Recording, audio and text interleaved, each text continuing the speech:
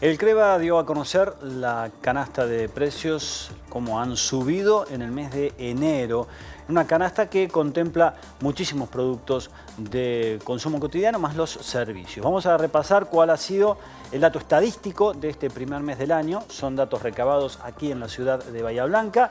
La inflación, según el CREVA, fue del 2,3%, un poquitito por debajo del mes de diciembre, cuando había sido el 2,6%, pero por encima, por ejemplo, del IPC online, que conocíamos a fines de la semana pasada, que dio por debajo del 2%. La variación interanual de enero a enero, 94,1%, ya claramente dos dígitos. Hasta hace pocos meses teníamos que hablar siempre de más de 3 dígitos. Ahora estamos hablando de 94,1% y la expectativa, el horizonte es que ese número siga bajando.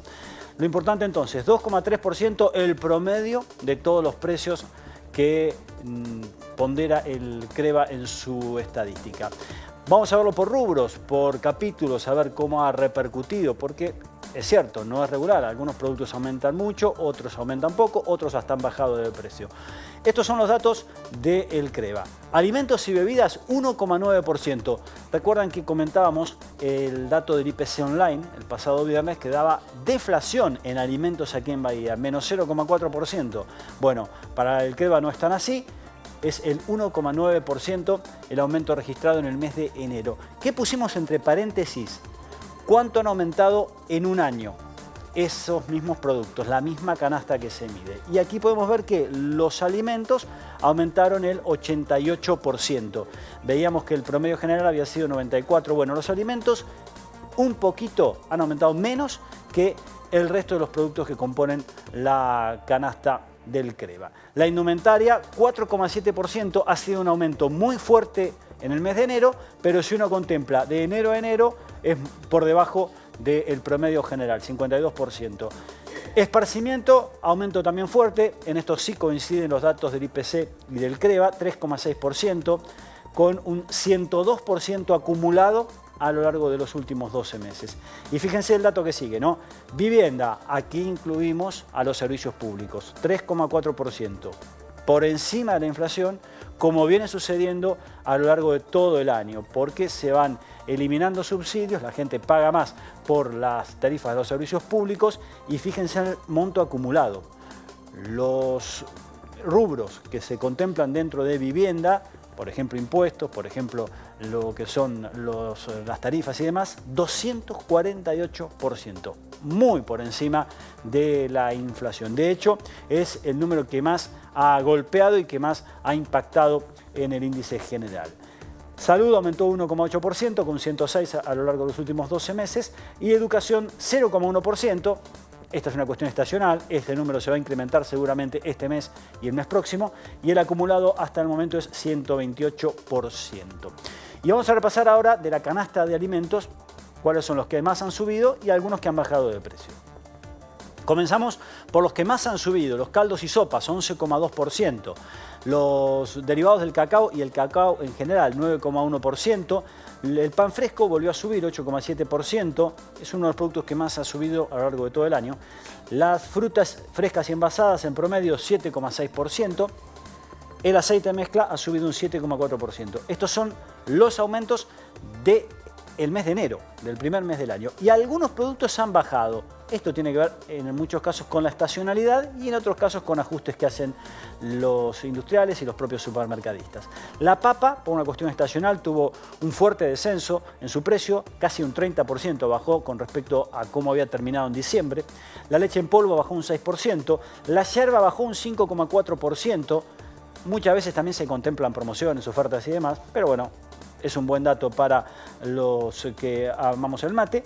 La harina de maíz, 3,5% ha descendido el precio y la harina de trigo también, un descenso del 1,7% según la estadística que releva el CREVA a nivel local. Y fuimos a consultar al referente de esta institución bahiense para saber especialmente, más allá de la lectura de enero, cómo sigue la historia, qué panorama ven de aquí en adelante.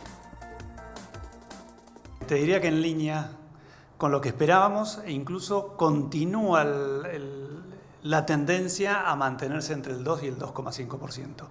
Por ahí lo más destacado es la interanual, que sería enero-enero del 2024-2025, que tuvo una gran desaceleración.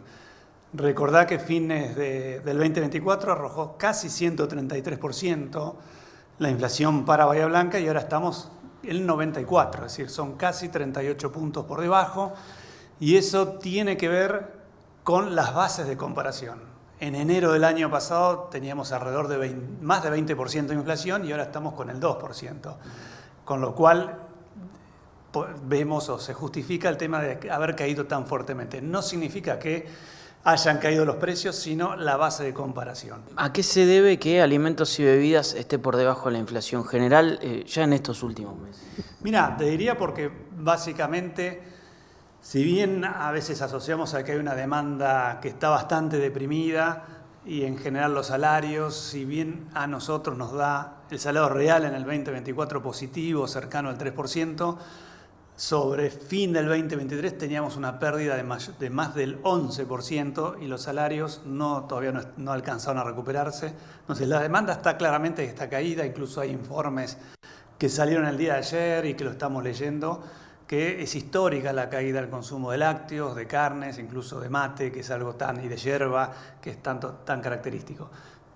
Y por otro lado tenemos que en el mes pasado la carne no aumentó mucho, cosa que sí venía sucediendo en el último bimestre del año pasado.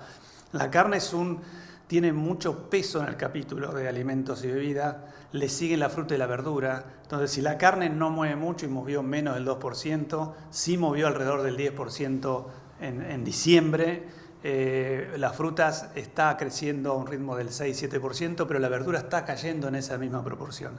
Y hablabas de que se viene manteniendo esta tendencia de una inflación entre el 2 y el 3%. ¿Es lo que proyectan para adelante, que se vaya a mantener así en estos números?